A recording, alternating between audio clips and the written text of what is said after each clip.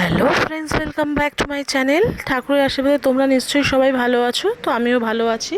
তো আজকের ব্লগটা আমি এখান থেকে স্টার্ট করছি। আজকে করছি আদা বাটা দিয়ে চিতল মাছ। তো আদা বাটা দিয়ে চিতল মাছ তোমরা শুনে একটু অবাক হচ্ছ, কিন্তু হ্যাঁ বন্ধুরা, আদা বাটা দিয়ে চিতল মাছ একবার খেয়ে দেখো যেরকম খেতে লাগে, দারুণ খেতে লাগে। তো আমি এখানে মাছ কিছুটা ভেজে নিয়েছি, সেই ভিডিওটা তোমাদের করলাম না। তো এবার আমি যে দুটো পিস ভাজছি সেটারই ভিডিও তোমাদের দেখাচ্ছি, নাহলে তো ভিডিওটা অনেক বড় হয়ে যাবে। তো চলো, এখানে আমি লেজা দুটোকে খুব ভালো কড়া করে ভেজে নিচ্ছি। লেজা দুটো কেন, সব মাছই কড়া করেই ভাজতে হবে, কারণ আমরা তো জানি চিতল মাছে প্রচুর কাঁটা থাকে, তার জন্য মাছটাকে কড়া করে ভেজে নিলে সুবিধা হয়। তো চলো, এখানে মাছ ভাজা হয়ে গেছে। এবার কড়াইয়ে যেহেতু অল্প তেল ছিল, আমি আরও কিছুটা তেল অ্যাড করে নিচ্ছি।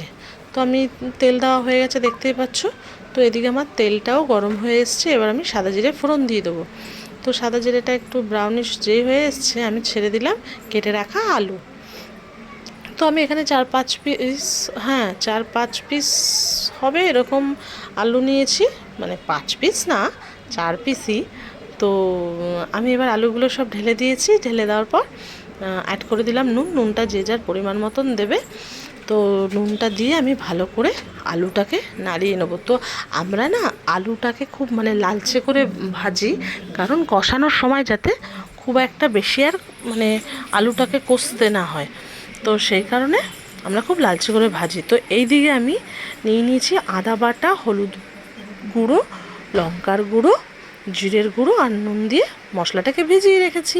তো কারণ আমরা শুনেছি মা ঠাকুমাদের কাছ থেকে মশলা ভিজিয়ে রাখলে সেই মশলায় রান্না করলে নাকি তরকারির খুব টেস্ট হয়। তো আমিও সেই পদ্ধতি অবলম্বন করে আসছি। তো চলো, এদিকে আলুটাও লাল লাল করে ভাজা হয়ে এসছে। তো আলুটা ভাজা হলে তারপরে কিন্তু আমরা মশলাটা অ্যাড করব। তো দেখতেই পাচ্ছ একদম লালচে লালচেই হয়ে এসছে। তো এবার আর কথা না বাড়িয়ে মশলাটা অ্যাড করে দিই।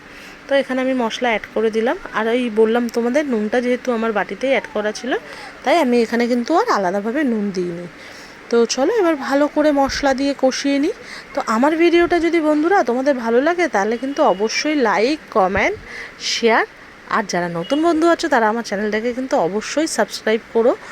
সাবস্ক্রাইব করতে কিন্তু ভুলো না, কারণ তোমাদের সাপোর্ট আমার অত্যন্ত জরুরি। তো সুতরাং সাবস্ক্রাইব করতে ভুলো না, পুরো ভিডিওটা দেখো। তো দেখো, এদিকে কথা বলতে বলতে মশলা প্রায় কষানো হয়ে এসছে। তো মশলা কিন্তু যত কষাবে ততই ভালো, কিন্তু কারণ আমরা তো জানি মশলা যত কষানো হয় তরকারির টেস্ট কিন্তু ততই বাড়ে, নালে কিন্তু একটা মশলার গন্ধ হয়, কাঁচা মশলার একটা গন্ধ হয়। তো চলো, এখানে মশলা খুব ভালোভাবে কষানো হয়ে এসছে বলে আমি এবার জলটা দিয়ে দিচ্ছি। তো যে একটু কষা কষা খাবে ঝোলটা, সে অল্প জল দেবে, যে ঝোল ঝোল খাবে সে পরিমাণ বুঝে জল দেবে। তো এখানে দেখো, আমি জল দিয়ে ভালো করে আলুটাকে নাড়িয়ে দিচ্ছি। তো এদিকে ঝোলটা ফুটে এসছে বলে আমি ভেজে রাখা মাছগুলোকে এবার ঝোলের মধ্যে দিয়ে দেবো। তো তোমরা দেখতেই পাচ্ছ তরকারিটার কালারটাও বেশ লালচে লালচে হয়ে এসছে। তো এটা কি বলো তো, একটু হওয়ার কারণও হলো আমি এখানে কিন্তু লাল লঙ্কার গুঁড়ো অ্যাড করেছি। তো লাল লঙ্কার গুঁড়ো খুব বেশি অ্যাড করিনি, কারণ কেন, ঝাল কে কীরকম খায় না খায়, কিন্তু লাল লঙ্কার গুঁড়োটা অ্যাড করলে কী হয়, কালারটা একটু লালচে লালচে আসে। আর পুরো যদি বাটা লঙ্কার উপরে করো তাহলে একদম একটা হলদে হলদে আসে না, ভালো লাগে না দেখতে।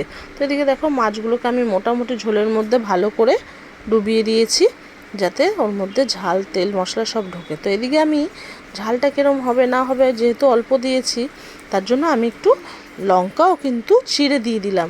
যার মনে হবে ঝাল কম, সে লঙ্কাটা ভালো করে ভাতের সঙ্গে মেখে খেতে পারবে। তো দিয়ে আমি এবার ঢাকাটা দিয়ে দিলাম। তো 4-5 মিনিট ফুটুক, তারপরে আমি ঢাকাটা তুলে এবার দিয়ে দেবো ধনে পাতা কুচিয়ে রাখা।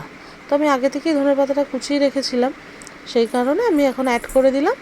তো এরকমভাবে ধনে পাতাটা দিয়ে গার্নিশিং করে দিলে না, দেখবে যে কোনো তোমার আদা বাটার তরকারিতে যদি ধনে পাতা দাও, কি বলবো, সেই ঝোলটা যেন একটা স্বর্গ মনে হয়।